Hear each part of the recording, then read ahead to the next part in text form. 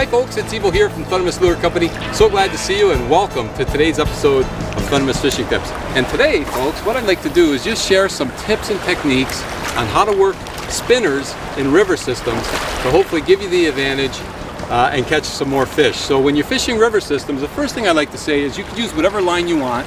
You could use mono, you could use fluoro or braid. I'm using braid today. Now, if you use braid, before you spool up with your braid, be sure to put a little backing on first because your braided line needs to grip onto something on your spool. Now, having said that, a lot of manufacturers are now actually putting these little rubber core inserts on the spool so that they're already braid friendly, so you don't need to put a backing on. The backing's already there. And they're typically like little black strips on your spool. You'll see them. And if that's the case, you can just spool directly with your braid. Now, what I like to do when you're fishing a river system, depending on which way your current is going, you don't want to cast with the current. What you want to do is you want to cast either 90 degrees to the current or bring your lure in against the current.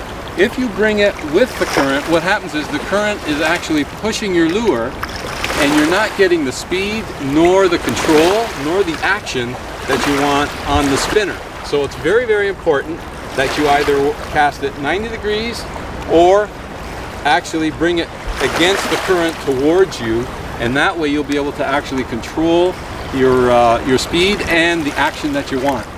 So that's a very important thing to do. Of course, when you're using braid, I don't know if I mentioned, you always want to use a fluorocarbon or a mono leader. Now, the other thing I do when I'm fishing in a current system, you want to get your lure to go down close to the bottom before you start your retrieve. Now, having said that, you need to select a lure that's going to do the right job. So today I'm fishing the Niagara River. It's deep, there's strong current, so I went with the size 4 spinner, which is a little bit heavier, and I need that to get down deep and get down into the current. Oh, there's a fish. Now, oh, there we go, we hooked into one, folks. So, and we got a screamer. Now, what I was going to say, if you're fishing a smaller river system, oh, he's a real screamer. If you're fishing a smaller river system, you want to go with maybe a size 1, 2, or even 3. So you tailor the size of the spinner to the river system that you're fishing. That's also very, very important.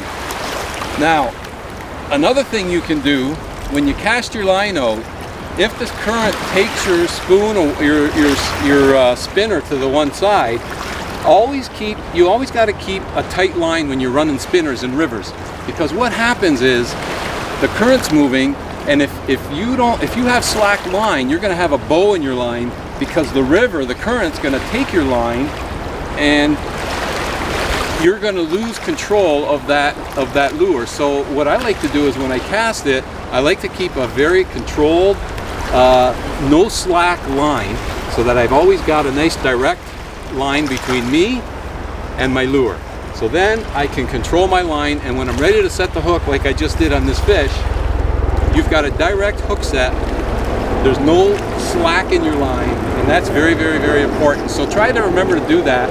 Try not to keep slack in your line when you're working spinners in river systems. And the other thing is, if you're working it against the current, you could really go slow because the current is going to turn the blade on its own. You don't need to be reeling in really fast. So in fact, when I'm ooh, it's a nice trout. So when I'm fishing and I'm reeling it in against the current, I'm going really, really slow, but that blade is moving very, very quickly, even though I'm reeling in slow. And that will trigger a lot of hits. So keep that in mind as well. So those are some of the key things that I like to do when I'm fishing any river system. Today I'm fishing the Niagara River. I happen to be targeting trout, but you could use these tips and techniques if you're targeting walleye, you're targeting bass, salmon. It doesn't matter the species. The system is the same and it works all the time. And it'll help put you on the fish, that's for sure. Oh, I got a nice lake trout. Oh yeah, I got a beautiful laker. That's a nice fish. That is a nice laker right there. Yes. And And he's swimming right to the cameraman. Okay, I gotta get my net.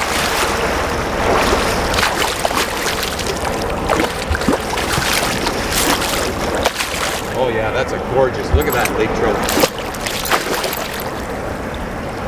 Oh yeah, there we go, in the bag. That is a beauty. Wow, what a nice fish, big fish. Boatless angling, fishing river systems. No boat required. Beautiful lake trout. Loving it. Okay, there we go. That is one beautiful laker right there. Nice big heavy fish, strong, gave me a nice bite, gave me a nice fight, and I love it. Okay, we're gonna get him right back in. Nice release, nice little laker. And my sting eye has done the job again. Now, what I'd like to also mention, I'm gonna keep fishing, see if I can get into another fish. But color selection is one more thing to keep in mind when you're fishing not only river systems, but any system. So today I reached for the black sting eye because it's black in color and it has a silver blade. So with the sun out, I wanted that silver blade to get that nice reflection. But because the water's a little bit murky, I went with the black. So darker color, darker day. So it's a good combination for me of flash and color. If the water was really murky, and if it was cloudy, I would have went with a gold. Chartreuse I would run anytime. I could put a chartreuse on, but right now I want something with a silver blade, lots of sun, lots of reflection, lots of flash, and I'm going to continue to use those tips and techniques that I just shared with you, and hopefully get into another fish. I have no idea what it is, but he hit a way out there, and I did see a jump, but I didn't get a real good look at him.